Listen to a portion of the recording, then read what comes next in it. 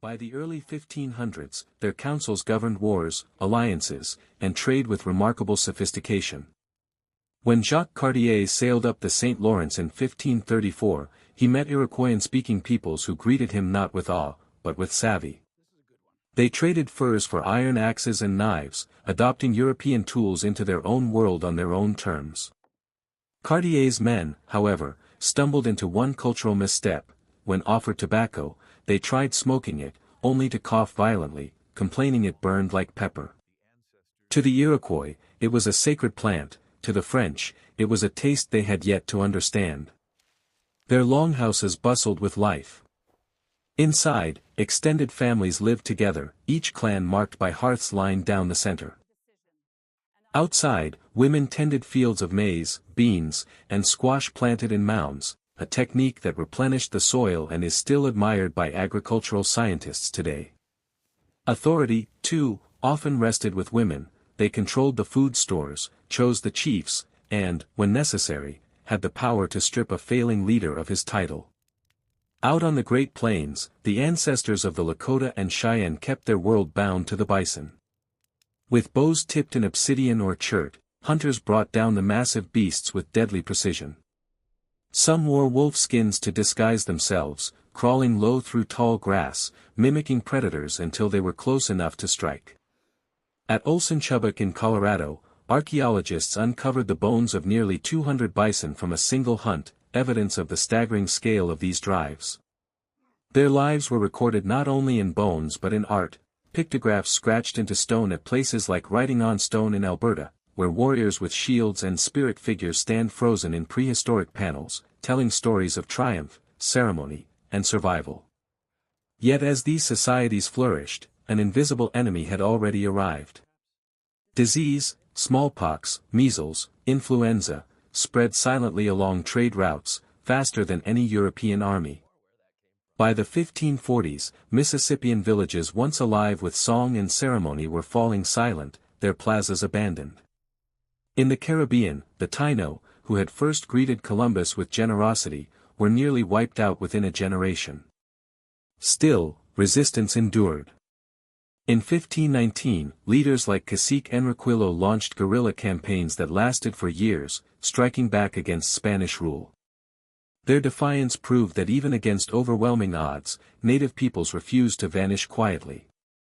Resistance to European intrusion began almost immediately.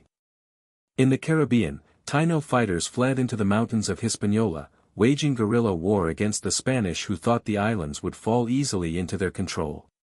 In the southeast, Hernando de Soto's men discovered that Mississippian warriors were no less formidable. Ambushes struck their columns, arrows rained from forests, and hit-and-run tactics made every mile of travel costly. One account from a Spanish soldier even described facing a warrior with a bow so powerful that his arrows punched through armor, forcing the conquistadors to rethink the value of their steel suits. Trade, at first, seemed like common ground. Europeans offered metal tools, cloth, and beads, goods that native peoples adopted with eagerness. In return came maize, furs, and priceless knowledge of the land. But the bargain had hidden costs.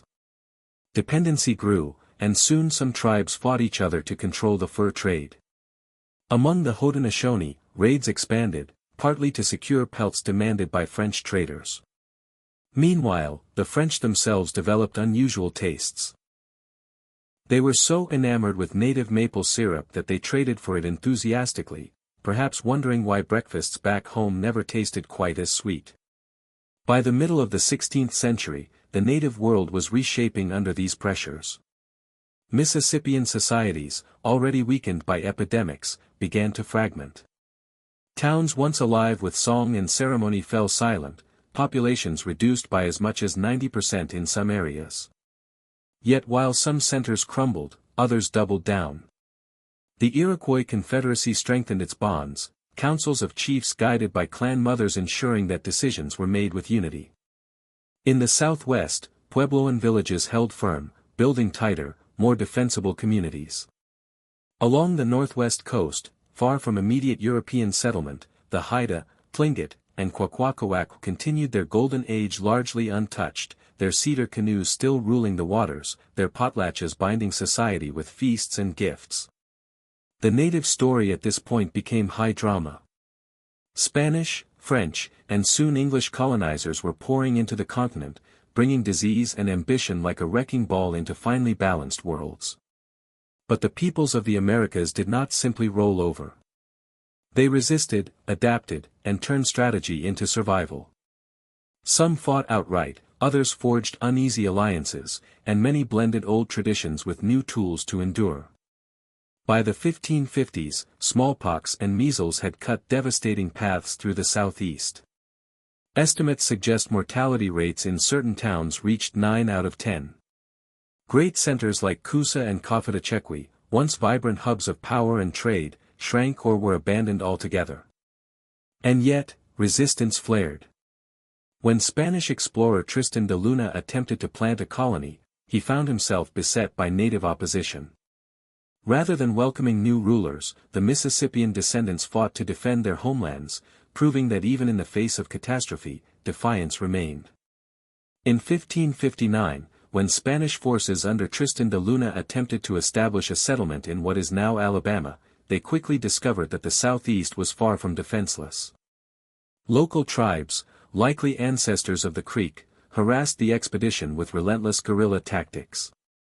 Supply lines were cut, ambushes struck at night, and warriors vanished into the forests before the Spaniards could respond. One frustrated chronicler described bows so powerful they could drive arrows straight through armor, even pinning men to trees. Imagine the shock of a conquistador, clad in polished breastplate, suddenly realizing his prized armor was less protection and more target practice. Despite the violence, Mississippian peoples adapted to European goods with remarkable ingenuity. They traded maize, deer hides, and other resources for iron knives, glass beads, and cloth, weaving these new materials into their own traditions. In Tennessee, archaeologists uncovered a clay pot decorated with European beads pressed into its surface, part vessel, part fusion art project. Warriors, too, found creative uses for foreign materials. Some repurposed iron nails from Spanish gear into arrowheads, turning the invaders' tools into weapons aimed right back at them. The irony surely wasn't lost on either side. Ceremony remained the anchor of daily life. Tobacco continued to be central in ritual, and datura, a hallucinogenic plant, was sometimes added to pipes for visionary purposes. One clay pipe, shaped like a coiled snake, may have invoked Uctina, the great serpent spirit of native mythology. To sit by the fire and watch a leader inhale from such a pipe must have carried both awe and unease, a reminder that spiritual power was as vital as military skill. In the southwest, the ancestral Puebloans faced their own confrontation with Spain. In 1598, Juan de Oñate marched north into New Mexico, demanding tribute from villages like Acoma. The Acoma people, perched high on their mesa stronghold, refused to bow. In 1599, they struck back, killing several Spaniards in a rebellion that declared their independence. But Oñate retaliated with brutal force, destroying much of the pueblo in a massacre that scarred the land. Still, Acoma endured. They rebuilt, their pottery evolving into bold new forms, some adorned with intricate Kachina motifs, others with surreal images like a frog painted with human hands. Whether spirit, symbol, or the imagination of one inspired artist, it reminds us that creativity persisted even in the darkest times. Horses, introduced by the Spanish, also began to transform Pueblo life. By the early 1600s, horses were used not only in travel but also in herding sheep, another European import. Pueblo weavers soon blended sheep's wool with native cotton, producing thicker, warmer blankets. Picture a family huddled against the desert winds, wrapped in wool-cotton hybrids that were both practical and striking, fashion and survival stitched together. But not every exchange was welcome. Alongside goods and animals came missionaries determined to erase Pueblo traditions. Catholic friars condemned sacred dances, banned ceremonies, and confiscated idols. Yet many Puebloans resisted quietly, hiding turquoise figures and sacred objects in caves, arroyos, or even beneath the floors of their homes. Faith and tradition slipped underground, surviving in whispers and secret gatherings until the time would come to rise again. Even as Spanish missionaries tried to suppress Pueblo ceremonies, sacred objects and offerings were hidden away in caves, beneath homes, and in secret caches. These quiet acts of defiance kept traditions alive in silence, ensuring that the old ways endured even as foreign powers tried to erase them. Far to the north, on the cedar-clad coasts of the Pacific, the Haida, Tlingit, and Kwakwaka'wakw were at the height of their power. Their longhouses, some stretching nearly 100 feet, stood like cultural fortresses, massive communal halls filled with carved screens, painted beams, and towering totem poles. These poles weren't just decoration, they were philosophy carved in wood. One Haida pole from this period shows a bear clutching a salmon, a reminder of the balance between land and sea. To those who lived there, it was more than art, it was law, a worldview embodied in cedar. Potlatches grew larger than ever, combining generosity with performance. Chiefs gave away blankets, carved boxes, coppers, and even canoes to prove their wealth and cement alliances. Some feasts included shaming songs, witty verses mocking rivals in front of the crowd. Imagine a chief standing before hundreds, delivering what was essentially a lyrical diss track during a feast. Harsh, yes, but undeniably effective. Prestige was not only given, it was sung into being. Their mastery of the sea was legendary. Whalers launched canoes into the open ocean, armed with harpoons tipped with detachable heads that would lodge in a whale's flesh, leaving it to drag afloat until it tired.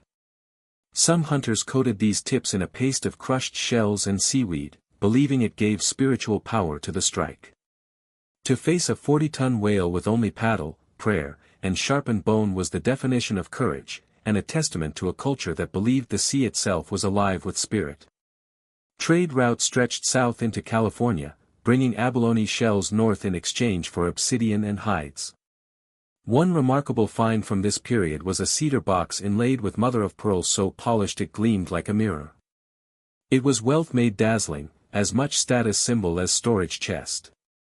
Meanwhile, in the forests of the Northeast, the Haudenosaunee Confederacy had become a diplomatic powerhouse. By the 1570s, their fur trade with French and Dutch merchants was booming, beaver pelts flowing out of the Great Lakes and into Europe. Wampum belts became not only sacred records but also a form of currency, their beads woven into patterns that marked treaties, debts, and promises. So valued were these belts that Europeans tried, and failed, to counterfeit them, their clumsy imitations immediately recognized. One imagines a clan mother examining a poor imitation and dismissing it with a knowing smile, nice try. Life in Iroquois longhouses was a constant bustle. Women tended maize, beans, and squash in great communal fields, while men hunted, raided, or prepared for war. Lacrosse, still central to their culture, doubled as both sacred ritual and training for conflict. Players carried sticks carved with clan symbols, a blend of jersey and prayer staff, turning sport into ceremony. Yet the Confederacy also faced mounting pressures. The European hunger for furs sparked the Beaver Wars, in which Iroquois warriors raided neighbors such as the Huron to control trade. Warriors painted their faces in red and black ochre, transforming themselves into living war masks meant to terrify enemies while invoking the power of the spirits. The cost of this struggle is written in the bones. Archaeologists have uncovered skeletons scarred by arrow wounds, fractured skulls, and signs of brutal combat. The fur trade was not only profitable, it was bloody, reshaping the balance of power across the Northeast. The arrival of horses transformed the Great Plains in ways no one could have predicted. By the late 1500s, animals that had escaped or been traded north from Spanish settlements in the Southwest reached peoples like the Apache and, soon after, the Comanche. What began as a curiosity quickly became a revolution. These groups became master riders, learning to guide horses with their knees while drawing bows with astonishing precision. Hunts that once relied on corrals or cliff drives shifted to mounted chases across open prairie. Some hunters even trained their horses to halt abruptly in mid-gallop, allowing them to steady their aim and release arrows with deadly accuracy. It was like turning a horse into a moving sniper's perch, an innovation that forever reshaped the hunt. Archaeological evidence tells the story. At Blackwater Draw in New Mexico, bison bones pierced with arrow wounds suggest a clear shift from traditional drives to mounted pursuit. Rock art from the same period shows horses painted with lightning bolts, symbols of speed and power. To the Plains peoples, these new animals were more than tools, they were spiritual allies, embodiments of strength and freedom. But even as horses expanded possibilities, disease remained the relentless shadow. By the early 1600s, smallpox swept across the northeast and southeast, annihilating whole communities before Europeans ever set foot in their villages. Oral traditions recall towns left silent, families gone in a single season. Archaeologists find the evidence in mass graves, abrupt abandonments, and a sudden silence in once bustling ceremonial plazas. Adaptation was the answer. The Haudenosaunee, facing staggering losses, turned to adoption. Captives from raids were integrated into clans, given new names, new kinship ties, and new lives. In this way, entire villages could be rebuilt, their numbers restored through marriage and belonging rather than bloodline alone. In the southeast, survivors of collapsed Mississippian chiefdoms banded together, forging new alliances that would later evolve into powerful nations like the Creek and Cherokee. Even in grief, innovation continued. Some Mississippian burials from this time contain both traditional grave goods and European glass beads, a striking fusion of old belief and new reality, as if communities were weaving two worlds together in an effort to endure. By 1600, the Native American world was in flux, but it was anything but static. Some societies, battered by disease and conquest, were breaking apart. Others were seizing opportunities, mastering new tools, new animals, and new forms of diplomacy. The Iroquois played the fur trade like a high-stakes chess game, leveraging alliances with Europeans while strengthening their confederacy. The Plains tribes were becoming equestrian hunters, their cultures reshaped around the power of the horse. The Puebloans in the southwest held firm in their stone villages, engineering survival in a harsh desert. And along the northwest coast, the Haida and Tlingit still ruled the seas with cedar canoes, their potlatches binding communities with spectacle and generosity. The 17th century dawned as a crucible of change. Disease, land grabs, shifting alliances, and colonial ambitions pressed hard. Yet across the continent, native peoples adapted with resilience and cunning, reshaping their societies in ways that defy the narrative of decline. This was not merely survival, it was strategy, a chessboard where every move mattered, and where indigenous ingenuity turned the chaos of colonization into opportunities to endure, resist, and reinvent. By 1600, the Southeast was no longer dominated by great Mississippian mound centers like Coosa or Coffetechequi. Disease and Spanish incursions had fractured those once mighty chiefdoms, but their descendants did not vanish, they regrouped. Survivors came together to form new confederacies, most notably the Creek and the Cherokee, blending Mississippian traditions with new realities. Instead of monumental mounds, Creek towns rose with central council houses where decisions were made. The Creek Alliance was a loose federation of villages, each with its own chief, but bound together for trade and mutual defense. The political system was ingenious.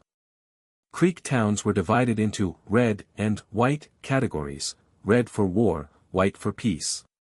Separate leaders presided over each, ensuring that diplomacy and warfare were balanced forces in their society. Picture a council meeting, one chief urging negotiation, another calling for war, both claiming authority. It was, in many ways, a prehistoric version of good cop and bad cop, but woven into the very structure of their government. The Cherokee, living farther north in the Appalachian foothills, adapted quickly to the shifting landscape.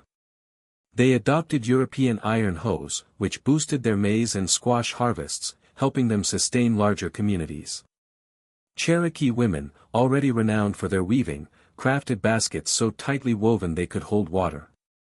Some of these were traded to English settlers, who marveled at their durability, likely while lamenting that their own wooden buckets leaked. Yet life was not peaceful. Epidemics of smallpox swept through their villages, at times cutting populations in half.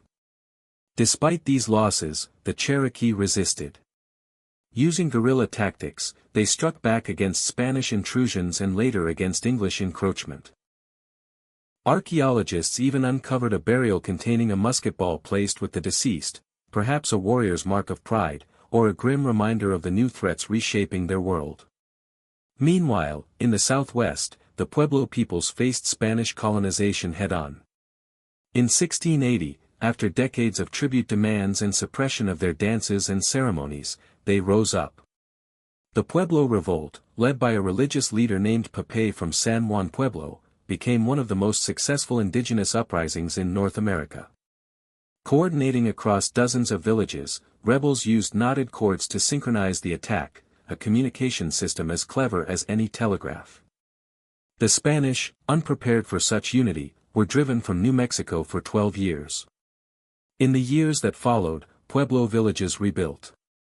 They blended old traditions with new tools, adopting iron knives and axes while continuing sacred rituals in secret.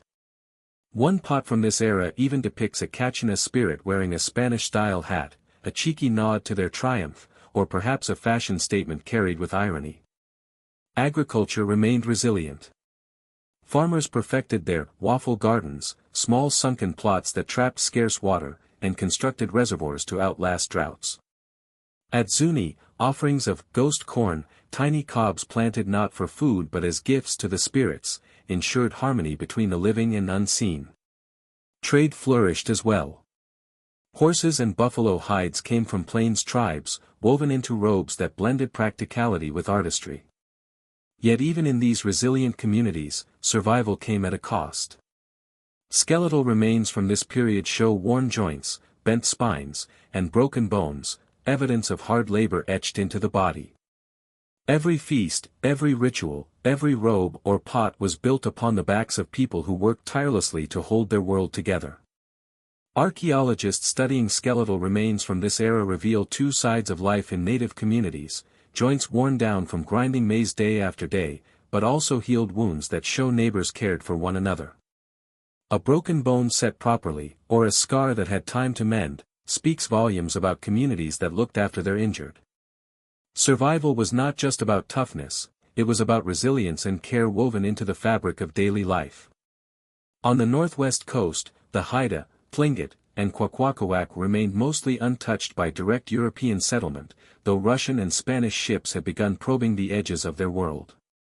Their cedar longhouses were still bustling cultural centers, guarded by towering totem poles that told increasingly elaborate stories.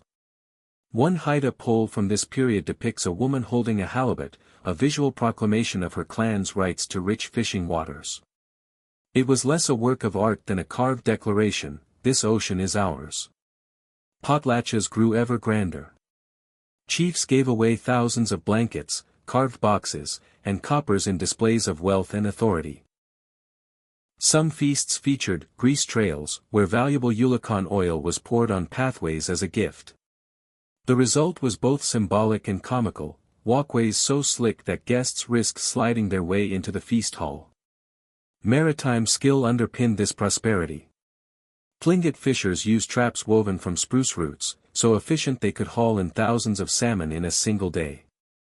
Tools themselves were works of art. One Haida canoe paddle, carved with the figure of an orca, had been polished smooth from years of use, a weapon of the sea as much as a sculpted treasure. Trade networks stretched south into California, exchanging dentalium shells and carved goods for obsidian and hides. But alongside trade came raids. Warriors captured slaves to bolster their labor force, and some captives were tattooed with clan symbols, marks that blurred the line between ownership and integration. It was a system as complex as it was unsettling, another reminder that power on the coast was measured in both generosity and domination. In the northeast, the Haudenosaunee Confederacy had grown into a geopolitical powerhouse. By the 1640s, the Beaver Wars were reshaping the region. Iroquois warriors launched raids against Huron and Algonquin neighbors to secure dominance in the fur trade with Dutch and French merchants. They fought with a hybrid arsenal, European muskets alongside traditional bows, merging old and new into a style of warfare both deadly and adaptable. One favored weapon was the ball-headed war club, carved from hardwood with a rounded head often decorated with faces. To meet an opponent armed with one of these was intimidating enough, but to see a grimacing face carved into the weapon staring back must have been terrifying. Yet even as they fought, the Iroquois excelled at diplomacy. The great law of peace still bound their nations together, with clan mothers selecting chiefs and wampum belts recording treaties. One such belt, tied to an agreement with the Dutch, eventually turned up in a European museum, likely carried away as a souvenir. The Confederacy also relied on adoption to maintain strength. Captives taken in war were often welcomed into families, given new kinship ties, and fully integrated into Iroquois life. Inside the longhouses, women managed crops, food distribution, and property, ensuring that households and clans remained stable even amid conflict. Daily life carried its quirks. Smoke holes in the roofs of longhouses kept fires burning through winter, but heavy snow could clog the openings. Families were forced to shovel their ceilings just to breathe, a reminder that even in these powerful societies, survival sometimes meant practical ingenuity over grand strategy. Snow piling onto longhouse roofs may have been a nuisance in the Northeast, but on the Great Plains, a revolution was reshaping life entirely. By the mid-1600s, the spread of horses across the grasslands transformed tribes like the Lakota, Comanche, and Kiowa. Within just a few generations, they became master riders, adapting so seamlessly that it seemed as if they had been born in the saddle. Mounted hunters could chase herds of bison at full gallop, loosing arrows with uncanny accuracy. Some Comanche warriors perfected a daring maneuver, sliding down the side of a running horse, using the animal's body as a shield while shooting from beneath its neck. To anyone watching, it must have looked like sorcery, a blur of horse and human fused into a single predator. Archaeological sites like Palo Duro Canyon in Texas preserve the evidence, bison bones scarred with arrow wounds, a silent record of hunts carried out with speed and precision. Daily life shifted to match this mobility. Families lived in teepees, portable hide dwellings that could be taken down and moved within hours. These weren't just shelters, they were canvases. Some were painted with battle scenes, spirit animals, or star symbols, turning the prairie into a moving gallery of clan identity and spiritual power. To pass a camp was to read its story, written in pigment on hide. Warfare intensified under this new horse culture. Tribes raided not only for territory, but for horses themselves, now the ultimate measure of wealth and power. Warriors carried shields painted with dream visions, buffalo, eagles, or lightning, believing the images deflected arrows through spiritual protection. Imagine charging into battle, trusting that the spirit of a painted buffalo stretched across your shield would turn an enemy's weapon. It was both gutsy and deeply spiritual, a blend of faith and ferocity. Rock art from places like Hueco Tanks in Texas captures these moments, mounted warriors galloping beneath star patterns, suggesting that war, hunting, and the cosmos were all linked in a single rhythm. While the plains were reshaped by horses, other regions faced relentless trials of their own. In the Northeast, smallpox outbreaks in the 1630s devastated entire villages, yet the Haudenosaunee and their neighbors rebuilt, adopting captives into clans to restore their numbers. In the Southeast, the Cherokee and Creek also endured staggering losses, but they forged stronger alliances and confederacies, turning tragedy into resilience. In the Southwest, Pueblo peoples, still recovering from Spanish repression, kept their faith alive by hiding sacred Kachina masks and objects, preserving traditions in secret. By the close of the 17th century, Native America was a landscape of both survival and transformation. The Cherokee and Creek were uniting into powerful confederacies. Pueblo villages were rebuilding after their daring revolt. The Iroquois Confederacy maneuvered like skilled diplomats, playing colonial powers against each other in a high-stakes game. Plains tribes had redefined warfare itself with horse culture, turning the bison hunt into spectacle and strategy. And on the northwest coast, cedar longhouses and potlatches still anchored a world of wealth and tradition, though European ships edged ever closer to their shores. The period from 1670 to 1720 was a crucible, a test of defiance, adaptation, and creativity. Native societies were not merely enduring the storm of colonial expansion, they were reinventing themselves, making choices as precise as chess moves. Every alliance, every raid, every ceremony was a gamble with survival. And in the face of staggering odds, they proved again and again that their brilliance lay not only in resistance, but in outsmarting the challenges that sought to erase them. By the late 1600s, the Southeast was undergoing a transformation. The Cherokee and Creek emerged as regional powers, shaping diplomacy and trade in ways that rivaled European ambitions. The Creek Confederacy, a loose alliance of Muskogee-speaking towns, rose as a political and economic powerhouse. By the 1680s, their influence stretched from the Gulf Coast to the Carolinas. At the center of Creek towns stood circular council houses, massive, communal buildings where leaders debated the direction of their people. Here, red chiefs argued for war while white chiefs pressed for peace. Even the buildings reflected this duality. Many were painted in red and white clay, a visual reminder that war and peace stood side by side.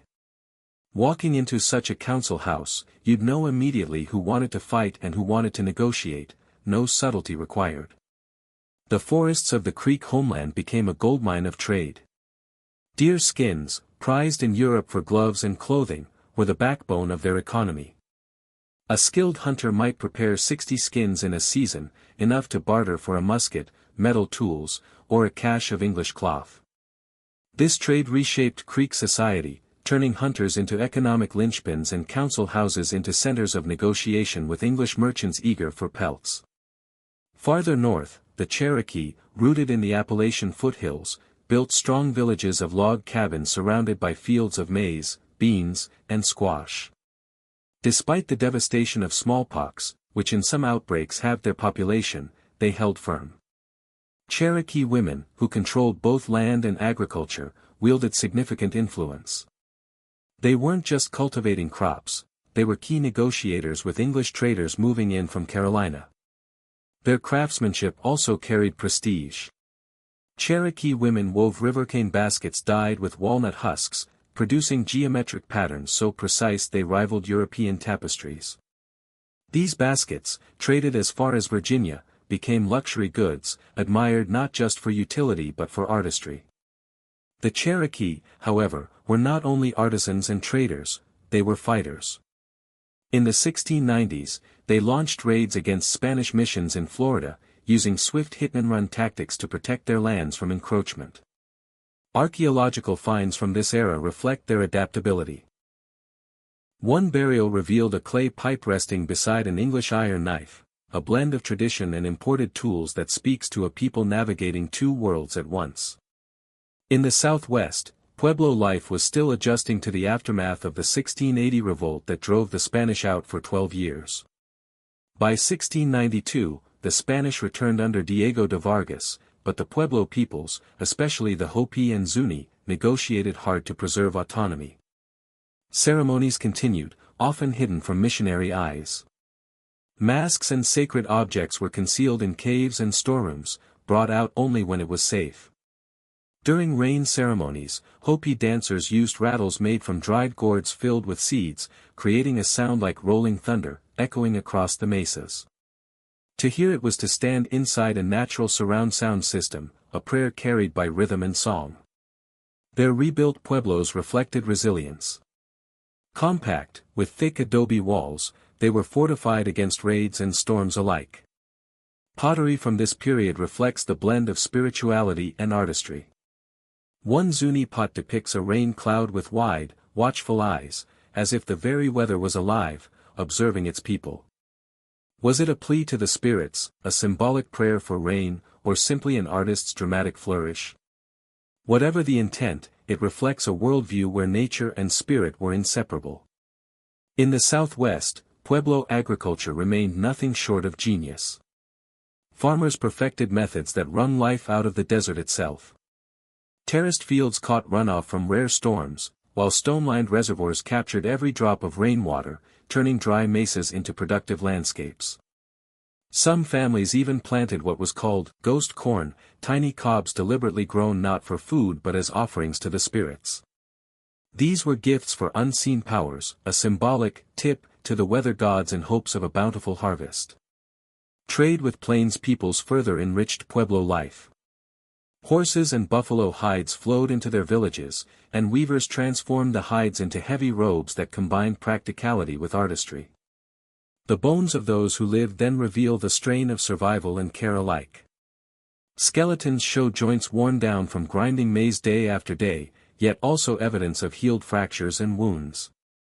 These marks speak to a community that tended its injured, ensuring people lived on even after serious harm. One particularly evocative find comes from a Taos Pueblo burial, a bracelet woven from horsehair, a small but telling sign of the growing influence of plains horse culture reaching deep into Pueblo life. Far to the north, the cedar forests and stormy waters of the Pacific Northwest sheltered a very different world. The Haida, Tlingit, and Kwakwaka'wakw continued to thrive, though Russian and English ships had begun appearing on the horizon, probing for opportunities.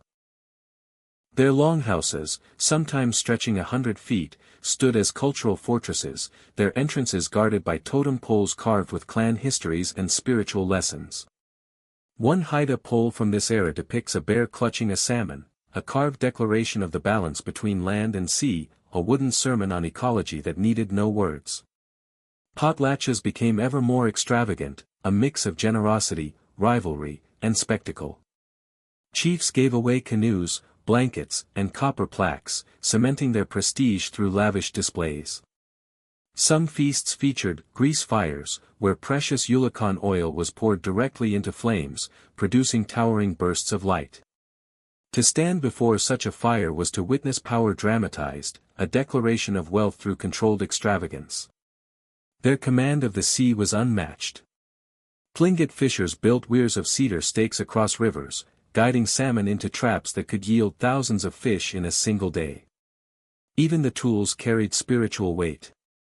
A Kwakwaka'wakw fish hook carved in the shape of a raven was believed not only to catch fish but to call them through spiritual charm.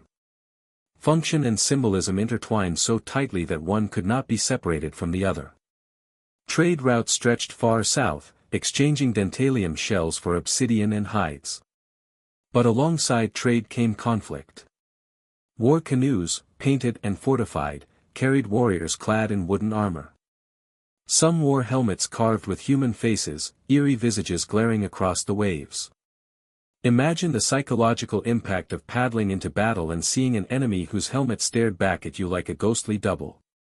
It was warfare laced with theater, intimidation as much as blades and arrows. Meanwhile, in the forests of the Northeast, the Haudenosaunee Confederacy had risen as a geopolitical titan. By the 1680s, they dominated the fur trade, playing French, Dutch, and English merchants against one another while securing their own power. Their warriors wielded muskets taken from trade alongside traditional bows, creating a hybrid style of combat that was both efficient and deadly. Their favored war clubs were works of grim beauty, stone heads embedded into wood, heavy enough to crush a skull, but decorated with clan symbols that marked them as both weapon and statement. Imagine swinging something that was not only lethal but also a badge of identity, a kind of prehistoric status update carried into battle. In the Northeast, the Haudenosaunee Confederacy held fast to its great law of peace. The 5 nations, the Mohawk, Oneida, Onondaga, Cayuga, and Seneca, remained bound together by council fire and consensus, with clan mothers wielding the authority to select chiefs. Their political system was both stable and adaptive, a foundation strong enough to weather the growing storms of European expansion. Yet even their symbols of diplomacy were not safe. A wampum belt created to seal a 1690 treaty with the English later surfaced in a French archive, almost certainly carried off by some opportunistic colonist who saw it as a collectible rather than a sacred record. Within Iroquois longhouses, women managed the heart of community life, crops, food stores, and the rhythm of survival. Maize was preserved in ingenious ways. Kernels were braided into their husks, forming bundles that could hang safely for years. It was more than clever storage, it was insurance against famine, a food supply that could outlast disasters. Warfare, however, was constant. Raids against Huron and Algonquin rivals left behind grim evidence, skeletons marked with musket wounds and scalping cuts, signs of conflicts that were as brutal as they were strategic. To replace the losses, the Haudenosaunee relied on adoption. Captives were folded into clans, given new families, new identities, and sometimes new names, titles like, "He Who Runs Fast," or "She Who Sings," reminders of their skills or perhaps hopeful prophecies for the future. On the Great Plains, a different kind of power was rising. By the early 1700s, the Lakota and Comanche had become expert riders, transforming their way of life around the horse. Mounted hunters now swept across the prairies, firing arrows with such accuracy that their skills would have humbled even the finest Olympic archers of today. Their teepees, once modest, grew larger, adorned with paintings of hunts, battles, and spirit animals. One rare teepee cover, painted with a buffalo surrounded by stars, is believed to have served as a cosmic shield, an emblem of protection as much as a work of art. The rock walls of places like Pictograph Cave in Montana record this transformation. There, painted warriors ride with lances and bows, their movements frozen in ochre as they pursue bison or clash with rivals. Warfare intensified across the plains, with tribes raiding one another for horses, hunting grounds, or sheer survival. Shields painted with dream visions, eagles, thunder, or fire, were carried into battle, believed to deflect arrows with spiritual power. To charge into a storm of weapons, trusting a painted vision to guard your life, was both an act of bravery and faith. Yet even with horses, warfare, and ingenuity, disease still stalked every camp. Smallpox decimated villages, emptying teepees and silencing councils. And still, survivors adapted. Horses expanded their hunting ranges, allowing them to pursue bison farther and faster than ever before. New trade routes opened, new alliances formed, and new strategies took shape. As the 18th century began, Native America was a continent in motion. The Cherokee and Creek flexed their diplomatic muscle in the southeast, building alliances to counter Spanish and English encroachment. Pueblo peoples held their traditions in the southwest, keeping sacred ceremonies alive despite the heavy hand of Spanish missionaries. Across the forests, plains, deserts, and coasts, native peoples balanced tradition with reinvention, resilience with defiance. The ground beneath their feet was shifting like a buffalo stampede, but they continued to adapt, resist, and endure. This next chapter would bring even greater trials, colonial wars, shifting alliances, and relentless expansion, but also remarkable stories of survival and brilliance that prove their legacy was never one of silence, but of strategy and strength. By the early 1700s, native nations across the continent were navigating a world of shifting alliances, encroaching colonies, and relentless disease. Yet rather than fading quietly, they maneuvered with strategy and brilliance, often playing European powers against one another like pieces on a chessboard. On the plains, horse culture had transformed warfare into a spectacle of speed and precision, while along the northwest coast, maritime peoples continued to command their cedar-built empires, even as European traders began to nose into their waters. From 1720 to 1800, this was an age of adaptation, defiance, and cultural endurance, a time when every decision carried the weight of survival. In the southeast, the Creek and Cherokee confederacies emerged as diplomatic heavyweights. The Creek, centered in present-day Alabama and Georgia, became masters of negotiation. Their council houses, some large enough to hold hundreds, were the heart of political life. Inside, debates raged between red chiefs who pressed for war and white chiefs who counseled peace. Even the architecture reflected this duality. Benches were sometimes carved with animal forms, turtles, panthers, even bears, silent reminders of power and authority. Imagine trying to argue over war strategy while sitting on a carved wooden bear, both intimidating and oddly comforting. Economically, the Creek turned their forests into engines of trade. By the 1730s, they were exporting thousands of deer hides each year, feeding an insatiable European demand for leather.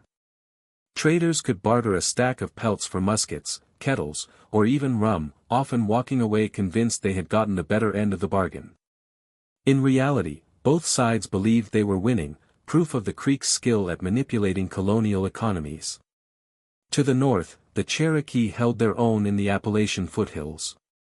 Their villages of log cabins, surrounded by maize, bean, and squash fields, thrived despite repeated smallpox epidemics.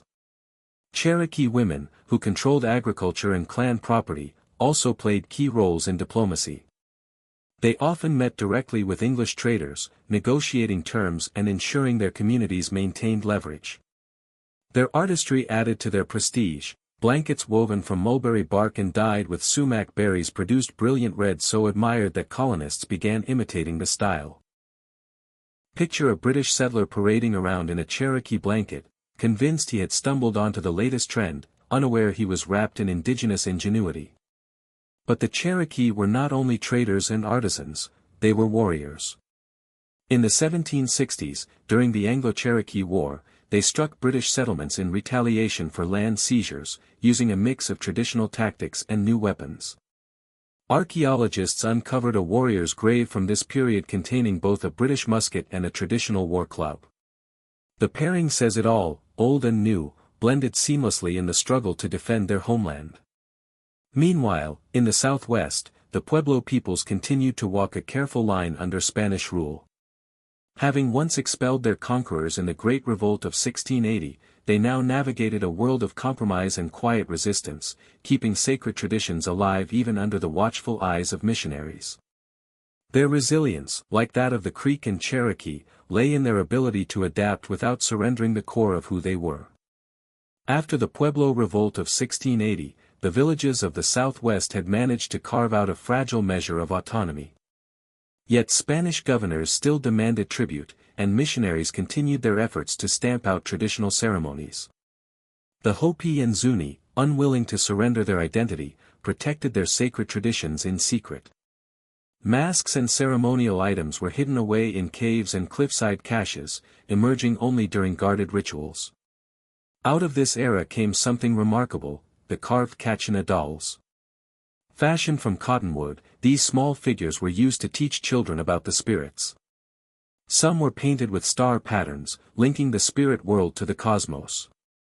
In a sense, they were spiritual action figures, carrying lessons of faith while honoring the sky above. Life in the Pueblos reflected both resilience and adaptation. Their adobe and stone homes were built to withstand raids, increasingly necessary as mounted Apache warriors pressed in, armed with horses that spread rapidly from the plains. One striking artifact from Zuni in the 1750s shows a dancer grasping a rattlesnake. Was it a reference to snake-handling rituals, a religious symbol, or simply an artist with a daring imagination? Whatever its meaning, it captured the fearless spirit of a people determined to endure. Agriculture remained a marvel of ingenuity. Farmers perfected waffle gardens and check dams, squeezing harvests of maize, beans, and fiery chilies out of a desert that gave little willingly. Some Hopi added prayer sticks to their fields, small wooden stakes topped with feathers, meant to invite the clouds to deliver rain. Picture a desert garden dotted with feathered markers, a blend of hope, devotion, and practical necessity. Faith and farming were inseparable, every stalk of corn a testament to both labor and prayer. Trade linked Pueblo villages to their neighbors. Horses and buffalo hides flowed in from Navajo and Apache networks, and Pueblo weavers turned these resources into thick blankets, both warm and finely made.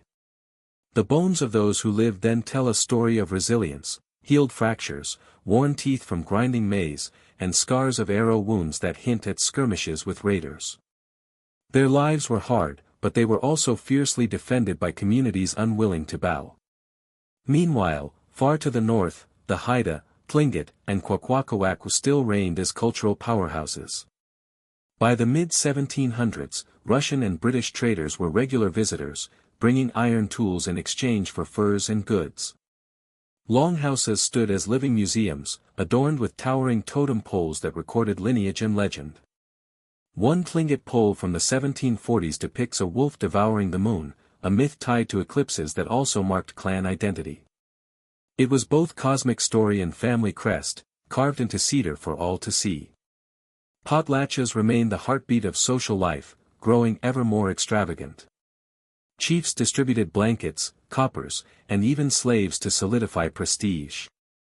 Some practiced copper breaking, smashing their prized copper shields to prove their wealth was so vast they could afford to destroy it.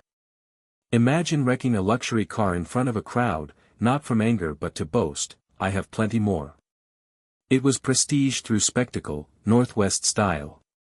Their maritime economy thrived alongside these ceremonies. Haida fishers cast nets woven from spruce roots, pulling in salmon by the thousands. Tools themselves carried layers of meaning. A kwakwakawak harpoon from this era was carved with the image of a sea lion on its bone tip, believed to draw prey through spiritual power. It was more than a weapon, it was a charm, a declaration that skill and spirit went hand in hand. Trade with Russian ships introduced iron blades and nails, which were quickly absorbed into their toolkits, blending old traditions with new material in seamless fashion. On the northwest coast, artistry and warfare walked hand in hand. Totem poles became ever more elaborate, towering monuments carved with clan histories and mythic beings. But alongside this artistry, raids remained a constant reality. War canoes carried bands of warriors clad in slatted wooden armor, their presence on the water as imposing as any fleet. Some Tlingit fighters went a step further, painting their armor with red ochre, believing it gave them spiritual protection. Imagine paddling into battle with a crimson chestplate that glowed in the sun, a warning as much as a defense, a living stop sign charging across the waves.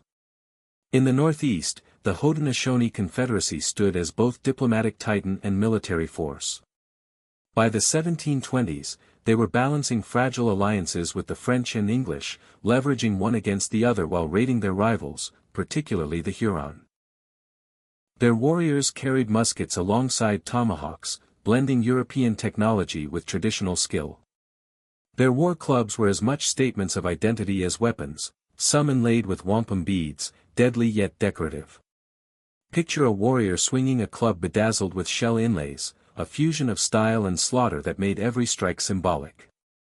The great law of peace continued to bind the five nations together.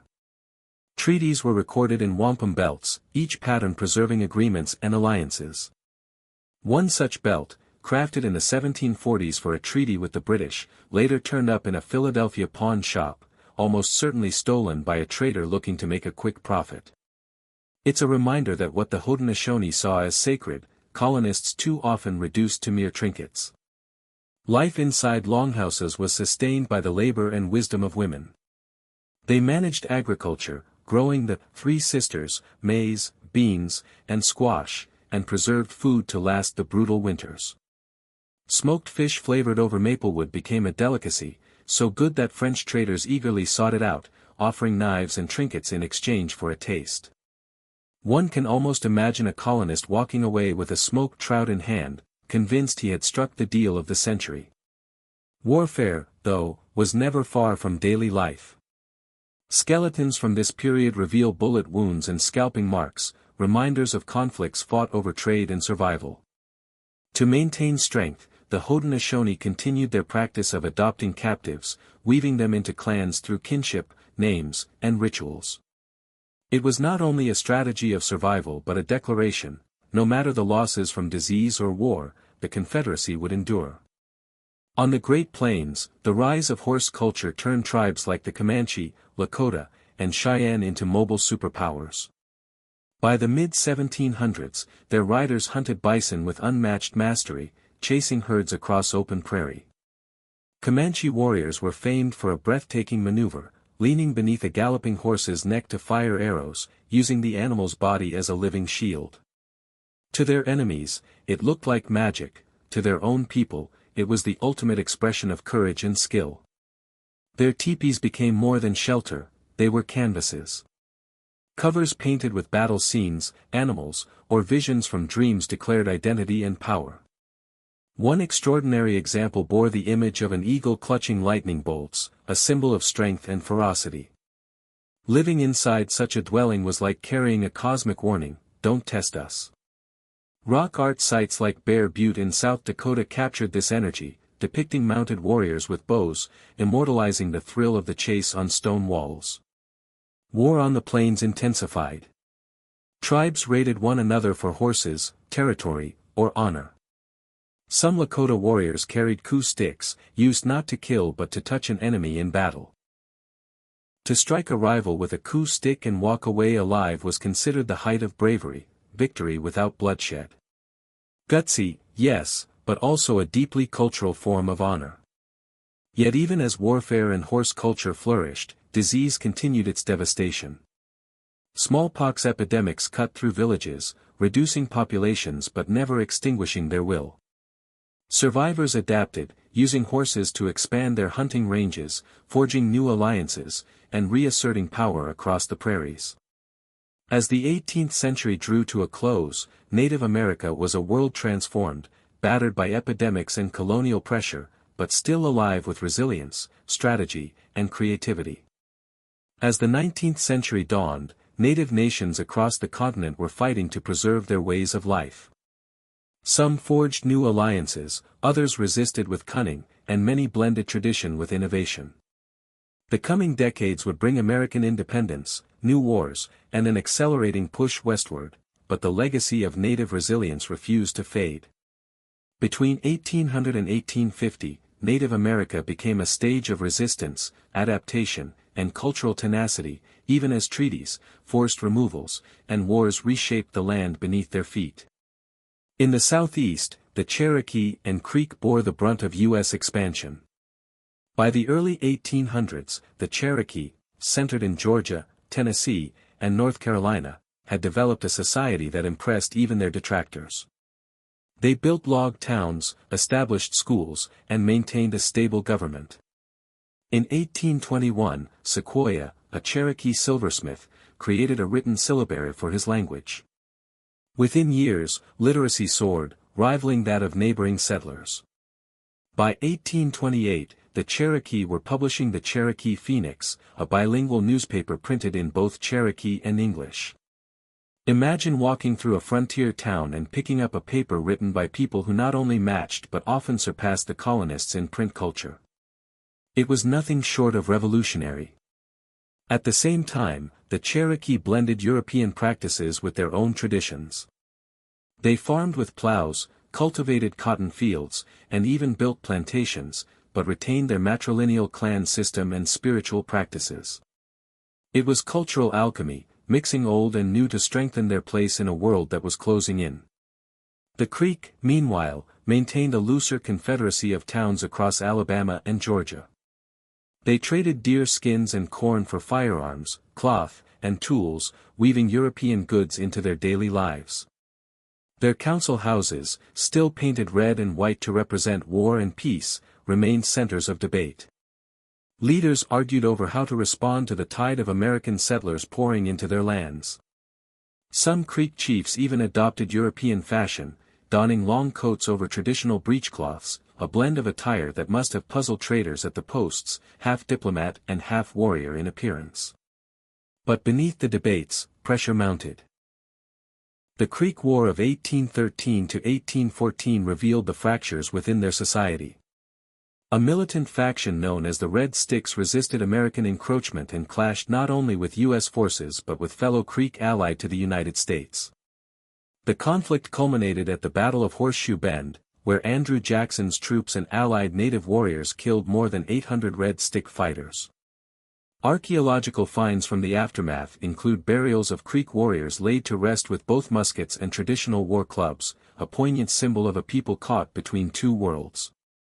The outcome was devastating. Vast swaths of Creek land were ceded to the U.S., opening the floodgates for settlers. Yet the memory of their defiance endured, a reminder that even in the face of crushing odds, native nations fought fiercely to defend their homelands. The clash of old and new ways was never more apparent than in the early 19th century. Warriors were sometimes buried with both muskets and traditional war clubs, a powerful symbol of people who refused to abandon their heritage even as they adapted to new tools of survival. Yet no weapon could defend against policy signed into law. In 1830, President Andrew Jackson's Indian Removal Act set in motion one of the darkest chapters in Native history. By the late 1830s, thousands of Cherokee and Creek were forced from their ancestral homelands, marched westward along what became known as the Trail of Tears. Disease, cold, and hunger ravaged the journey. Entire families perished, with estimates that nearly one-third of those who began the march never reached Indian territory. The path was not just a road, it was a graveyard of hopes and lives. Still, even amid tragedy, there were acts of defiance. A number of Cherokee refused removal, slipping into the remote hollows of the Appalachian Mountains. Against all odds, they endured, becoming the eastern band of Cherokee that still calls North Carolina home. Their survival was nothing short of audacious, a disappearing act pulled off in full view of an advancing army. In the Southwest, the Pueblo peoples faced a different colonial master. After Mexico's independence from Spain in 1821, governance shifted, but oppression remained. Catholic priests still sought to suppress Cachana dances and rituals, yet Pueblo villages refused to let their traditions die. Hopi dancers began creating cottonwood masks painted with turquoise and red ochre, their vivid designs so striking they seemed almost alive, leaping in the flicker of ceremonial firelight. Their pueblos, like Acoma, perched high on its mesa, remained fortified with narrow entrances designed to repel Apache and Navajo raiders. Those raiders, now expert horsemen, swept across the desert with terrifying speed, forcing Pueblo towns to defend themselves with both walls and ingenuity. Pottery from this era reveals how deeply spirituality was woven into survival.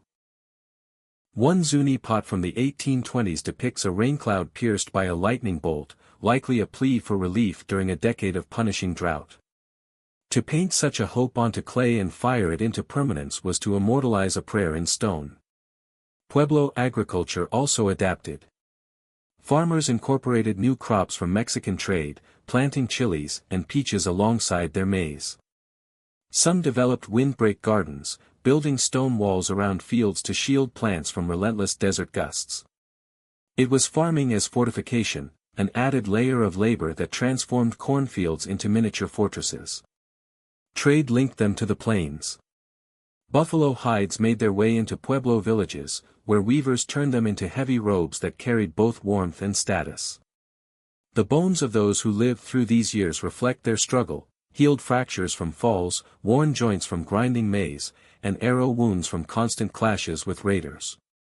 One burial even contained a Spanish coin, a trade item perhaps, or a quiet reminder of foreign rule laid to rest alongside the dead. Far to the north, the Haida, Tlingit, and Kwakwaka'wakw were thriving. By the 1820s, British and American traders had become familiar sights along their coasts, drawn by the lure of furs and fish. Longhouses adorned with towering totem poles stood as cultural beacons, announcing clan identity and rights. One Tlingit pole from the 1820s shows a sea lion gripping a fish, a carved declaration of ownership over prized fishing grounds. It was less art than a 40-foot legal document planted in cedar. Potlatches, meanwhile, remained the pinnacle of power. Chiefs distributed thousands of blankets, coppers, and goods in displays of overwhelming generosity. Some gatherings included song battles, with clans composing new verses and melodies to outshine rivals. Imagine a rap battle fueled by cedar flutes, pounding drums, and the glow of fish oil lamps, a spectacle where prestige was measured not just in wealth but in creativity. Along the northwest coast, the maritime economy of the Haida, Tlingit, and Kwakwaka'wakw surged during the early 19th century. Skilled fishers and hunters took to the sea in cedar canoes, pursuing seals, sea otters, and salmon with unmatched mastery.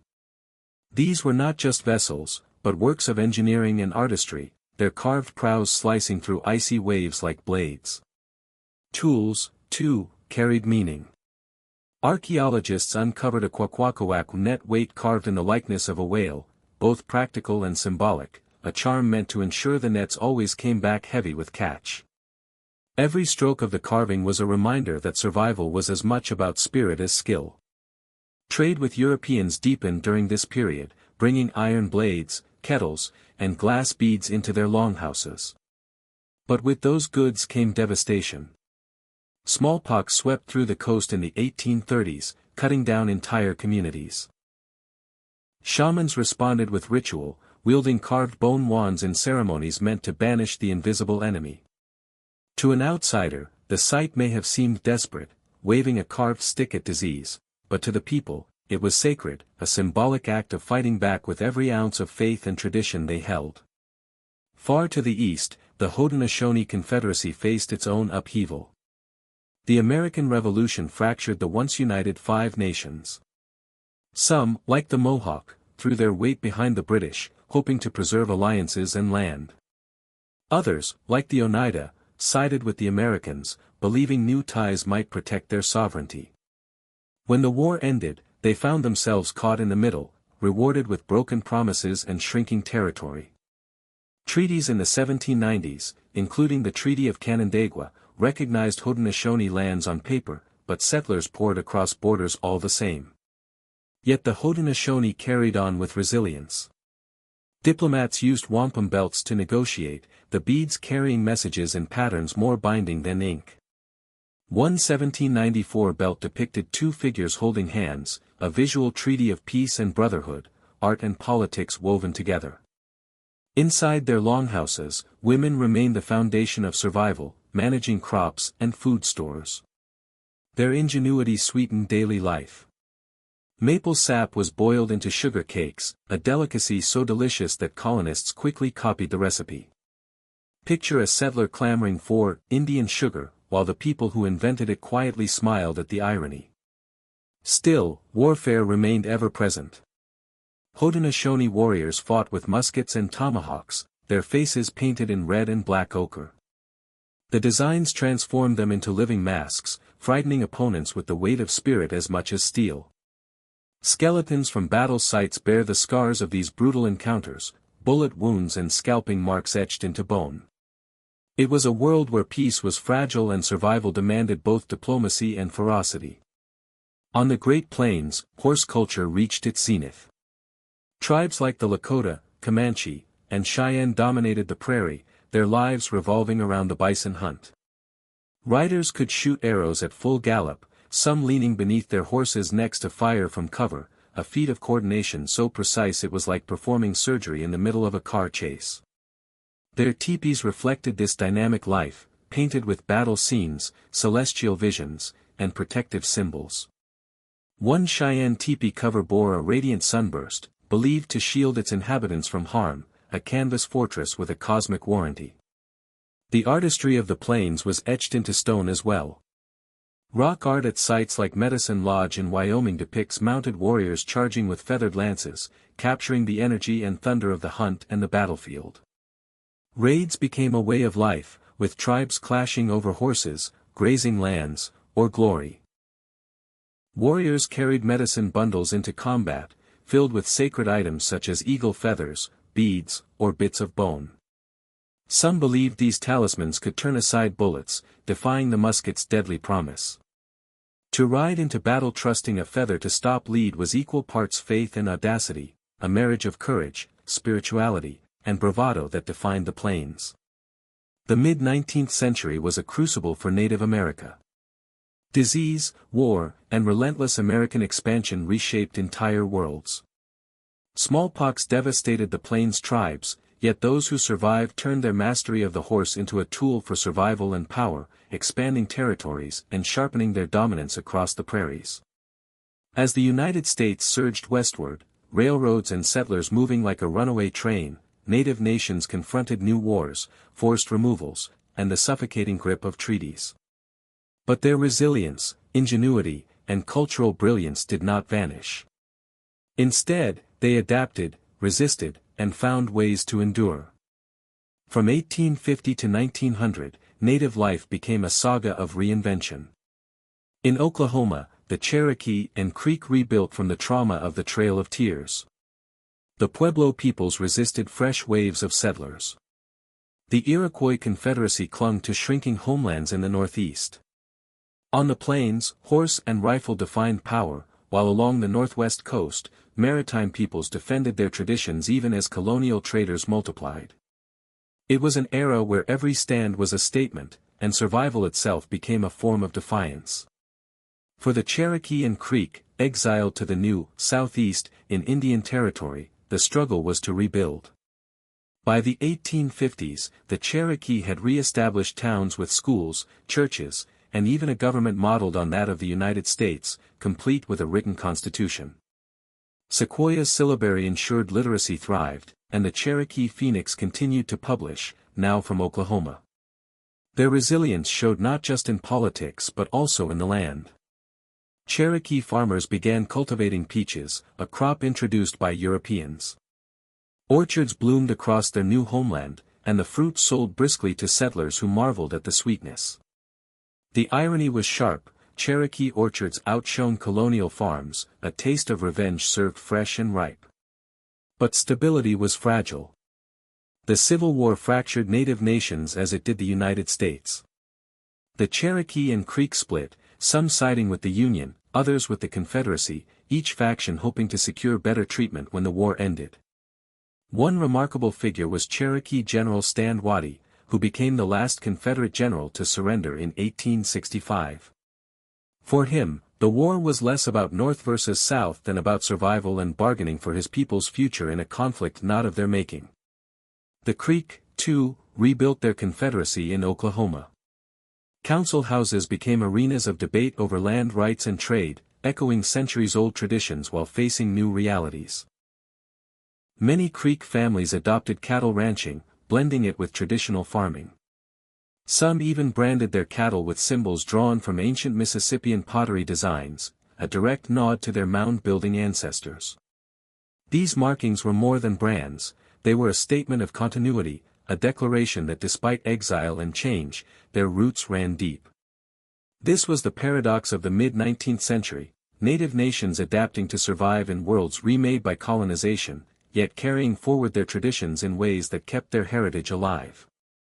Every peach sold, every cattle brand, every printed word in the Cherokee syllabary was an act of endurance, a reminder that erasure was never as simple as policy or war.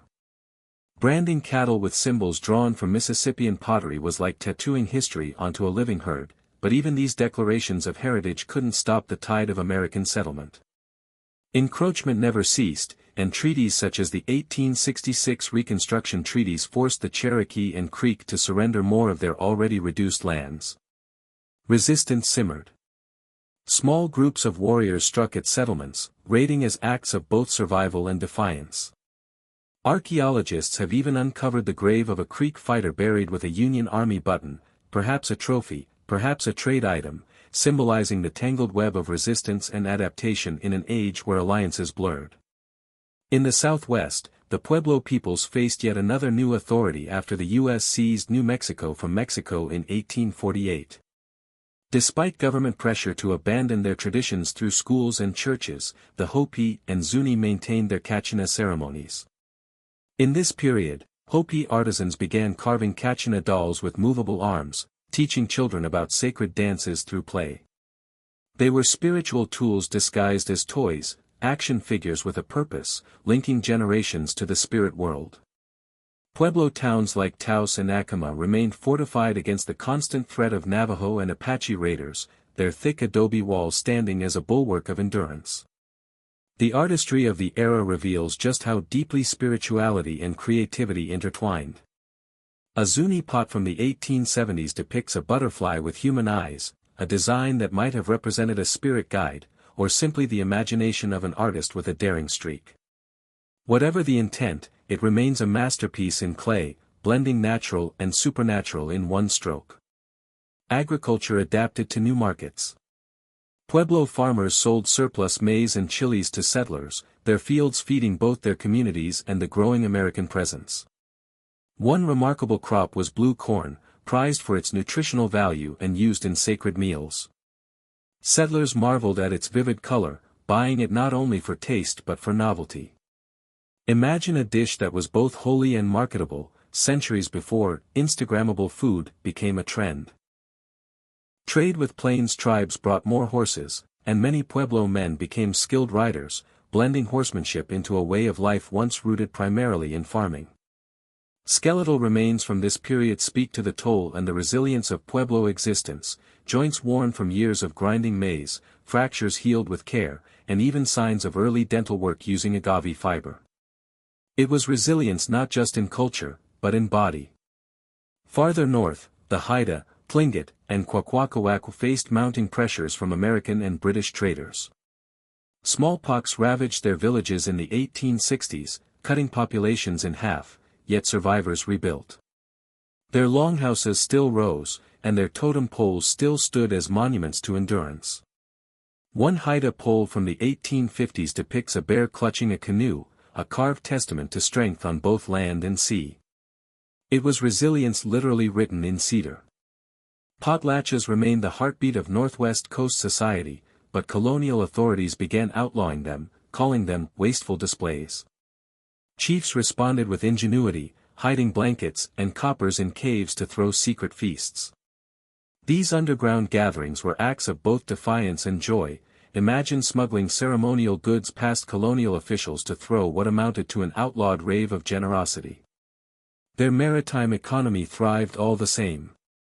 Tlingit fishers plied the waters in cedar canoes, hauling in salmon and sea otters with the same mastery their ancestors had shown for centuries. Art remained central to their performance and identity. One extraordinary Kwakwaka'wakw mask from this period was carved with a hinged jaw, snapping open and shut during dances to mimic a wolf mid-hunt. It wasn't just art, it was theater, a prop that brought spirits to life in the firelight. At the same time, trade with American ships brought new weapons, and some warriors incorporated rifles into their raids, showing once again the ability to blend the new with the old in the fight for survival. By the mid-19th century, change was lapping at every shore. On the northwest coast, the Haida adapted their legendary canoes to new influences. Some began fitting their paddles with iron tips, combining centuries of craftsmanship with the efficiency of European tools. Imagine rowing a 60-foot cedar canoe across rough seas, the paddle biting deeper thanks to a gleaming metal edge. It was the perfect symbol of the era, tradition fused with technology, old strength sharpened by the new. In the northeast, the Haudenosaunee Confederacy, once a titan of diplomacy and war, struggled as American expansion carved away their homelands. By the 1830s, treaties like the Buffalo Creek Treaty forced many into smaller reservations in New York and across the border in Canada. Yet, they adapted with characteristic resilience. The Seneca, for example, built farms and schools, planting both literal and figurative seeds for the future. Haudenosaunee women turned beadwork into enterprise, selling moccasins adorned with dazzling patterns to settlers. What had once been ceremonial or communal craft evolved into an economy, a boutique trade born from resilience. The great law of peace still guided their governance, though the scars of internal divisions from the revolution lingered. Even sacred traditions adapted to the times. Wampum belts, once made solely from shells, were sometimes threaded with imported glass beads, proof that cultural tools of diplomacy could absorb new materials without losing meaning. The false face societies carried on their healing ceremonies, their carved wooden masks believed to drive away sickness and evil. Some masks bore twisted, howling mouths, said to mimic the voices of the wind. To see a healer approach wearing one of these eerie visages, half spirit, half storm, was to feel both fear and hope. Their communities, though scarred by smallpox, endured thanks to shared food stores and collective care. Survival was not just individual, it was communal. Meanwhile, on the Great Plains, horse culture and the rifle brought native power to its height. By the 1860s, the Lakota, Cheyenne, and Comanche rode the prairies as unmatched hunters and warriors. Buffalo hunts became feats of deadly coordination. Trains of horses carried riders who could unleash 20 arrows a minute from horseback, turning the hunt into a spectacle of speed and precision. Their teepees were painted with visions, war deeds, and cosmic stories. One Cheyenne teepee cover bore an image of a wolf chasing a star, a warrior's journey rendered in pigment, a novel told on canvas. But the bison herds were shrinking fast. Settlers and railroads slaughtered them by the millions, and with the herds went the heart of Plains life. Treaties promised lands, like the 1868 Fort Laramie Treaty that recognized Lakota control of the Black Hills. Yet when gold was discovered, the promises shattered. Wars erupted. In 1866, at the Fetterman Fight, Lakota and Cheyenne warriors ambushed and wiped out 81 U.S. soldiers in a single stunning victory. Later conflicts introduced desperate faith. Some Lakota fighters donned ghost shirts, garments painted with sacred designs believed to turn aside bullets. To charge into battle trusting a painted shirt to stop lead was an act of both faith and defiance, courage born in desperation. Their stories were carved not only into memory but also into stone. Rock art at Red Canyon in Wyoming depicts mounted warriors wielding rifles, their figures frozen mid-charge, capturing the intensity of an age when the plains thundered with war. But by 1900, the weight of U.S. policy bore down. Reservations became the new reality, and the Dawes Act of 1887 fractured communal lands into individual allotments, a deliberate attempt to erode Native identity and sovereignty. It was not the end of Native America, but a harsh narrowing of its world. Rebuilt schools, the Pueblo concealed their Kachinas, Plains tribes continued to hold sun dances, and the Northwest Coast peoples found ways to host potlatches in secret. Survival became reinvention, a legacy forged not just in open defiance but in quiet acts of persistence. The early 20th century was a harsh era of assimilation policies, boarding schools, and land allotments designed to erase indigenous sovereignty. Yet, between 1900 and 1950, Native America remained a story of endurance and ingenuity. Tribes across the continent navigated the grinding reality of reservations and U.S. oversight, but each act of cultural preservation became a victory. In Oklahoma, the Cherokee and Creek worked to rebuild their nations after the devastation of removal and the further blow of the Dawes Act, which split communal lands into individual allotments. By the 1900s, the Cherokee had re-established courts and schools, keeping their government alive against the odds. Sequoia's syllabary continued to anchor literacy, and by the 1920s, Cherokee students in Oklahoma were publishing literary magazines. These publications mixed traditional stories with English-language poetry, proving that cultural expression could thrive even within the strictures of assimilation. Imagine a student journal from a reservation outshining polished city publications, a cultural flex few outsiders expected. The Creek, meanwhile, held tightly to their council houses, where stomp dances carried Mississippian echoes into the 20th century. Dancers wore turtle shell rattles strapped to their legs, each step producing a beat that tied them to ancestors stretching back centuries. It was more than a dance, it was history made audible, a prehistoric percussion line reverberating in a modern world. But life in Indian Territory was far from easy. The Dawes Act left many Cherokee and Creek families landless, as speculators snapped up allotments. Oil discoveries on native lands in the 1910s brought sudden wealth but also exploitation. Some Cherokee families became oil barons, only to be targeted by swindlers and corrupt officials. One lease agreement from 1915, scrawled on the back of a repurposed flour sack, speaks volumes about both resourcefulness and the precariousness of wealth in a system rigged against them. Amid these challenges, resistance often took subtle forms. Churches and community schools became havens where Cherokee and Creek children secretly learned their languages. Elders passed on oral histories under the cover of night, ensuring words and traditions survived even as official policy tried to stamp them out. By the 1940s, Native resilience had carried into new arenas. Cherokee and Creek men served in the armed forces during World War II, fighting on foreign soil even as their rights at home remained under attack. For many, it was another paradox of survival, defending a nation that had spent decades dismantling their own. Yet, through schools, dances, crafts, and even battlefields, they proved that endurance was not silence, it was adaptation, reinvention, and the determination to keep identity alive. During World War II, Native soldiers once again stepped forward, serving with courage on foreign battlefields. They earned medals and respect abroad, yet returned home to face the same discrimination and broken promises that had haunted their people for generations. It was a bitter irony, warriors defending a nation that had taken their land, only to come back to second-class treatment on their own soil. In the Southwest, Pueblo communities contended with policies from the Bureau of Indian Affairs designed to erase their culture. Boarding schools forbade children from speaking their languages or practicing Kachina ceremonies, replacing tradition with harsh discipline and alien rituals. But even under watchful eyes, the Hopi and Zuni kept their spiritual practices alive. Dances were held in hidden kivas, the underground chambers serving as sanctuaries for traditions that could not be stamped out. In the 1920s, Hopi carvers began selling Kachina dolls to tourists. Outwardly, they looked like souvenirs for outsiders, but to the Pueblo, they remained sacred objects carrying deep spiritual lessons. It was resistance disguised as commerce, sacred art funding survival while protecting its true meaning. The Pueblos themselves endured. Fortresses like Acoma, perched high atop its mesa, kept watch as they had for centuries, adobe walls defying time and intrusion.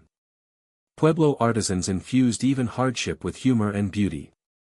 A Zuni pot from the 1930s shows a raincloud with a smiling face, as if the weather itself were in on the joke.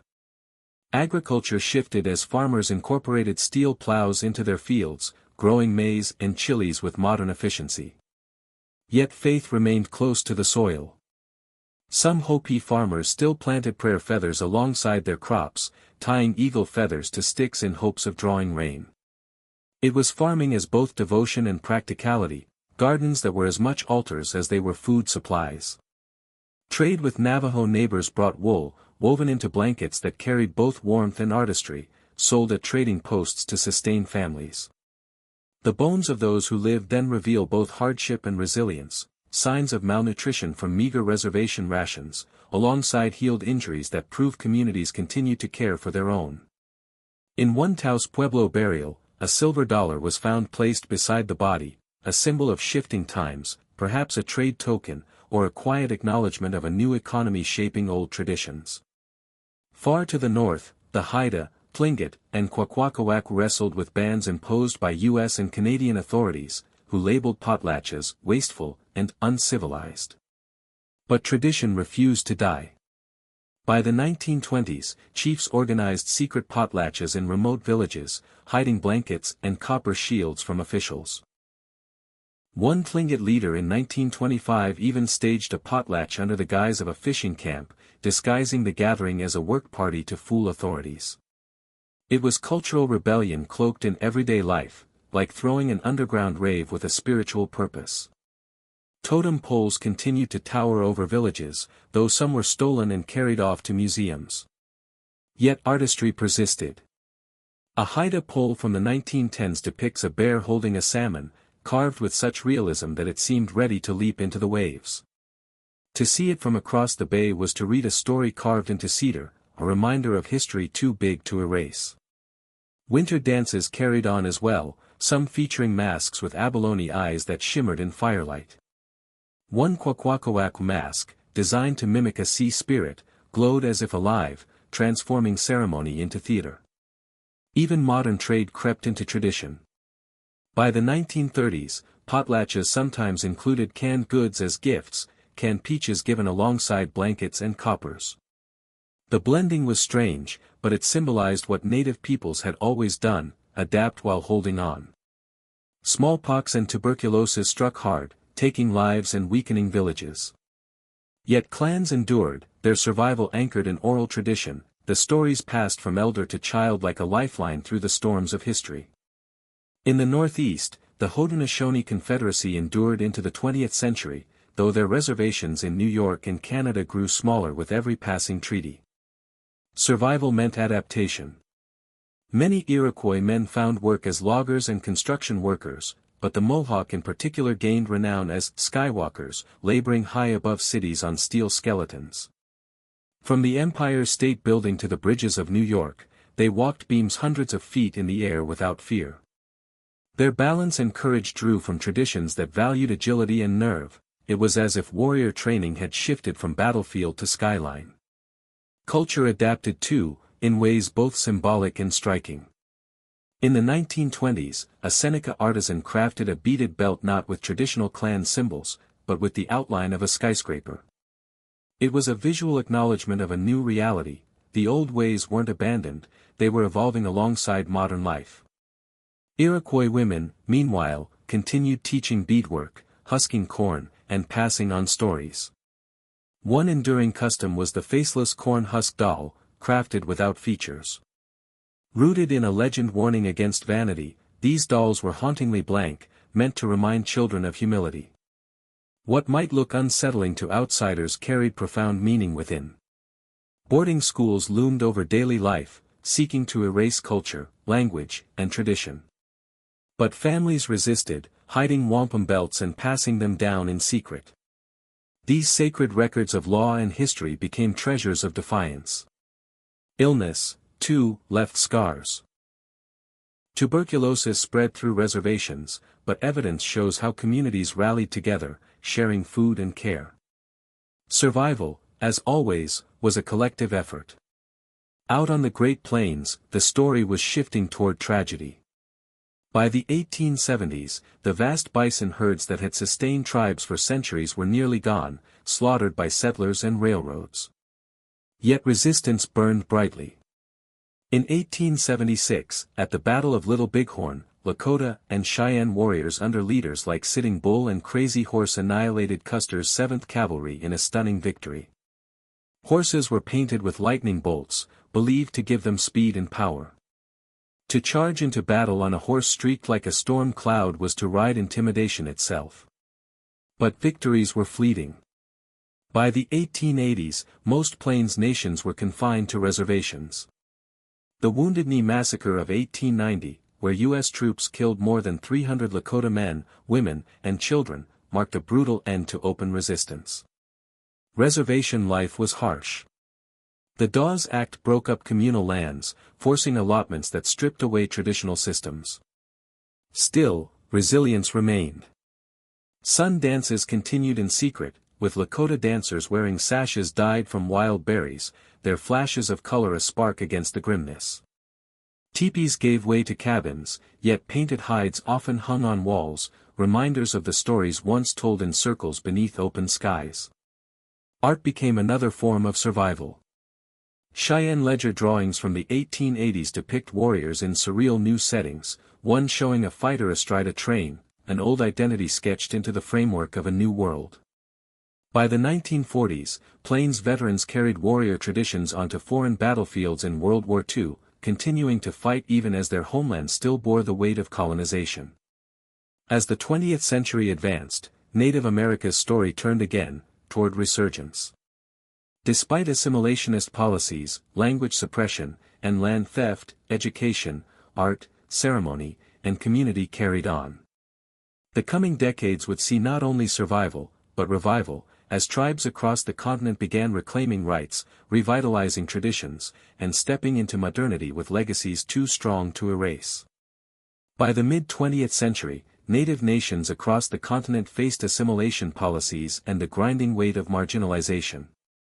Yet instead of vanishing, they rebuilt, resisted, and redefined their futures.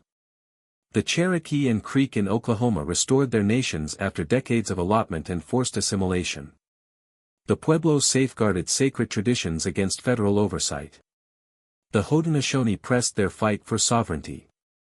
Plains tribes revived cultural practices on reservations, while the peoples of the Northwest Coast reclaimed ceremonies once banned by law. Between 1950 and 2000, Native America entered a new era, one of activism, cultural revitalization, and adaptation to a rapidly modernizing world. Every battle for recognition was hard-fought, but each victory became proof of endurance. In Oklahoma, the Cherokee and Creek rebuilt their governments and their identities.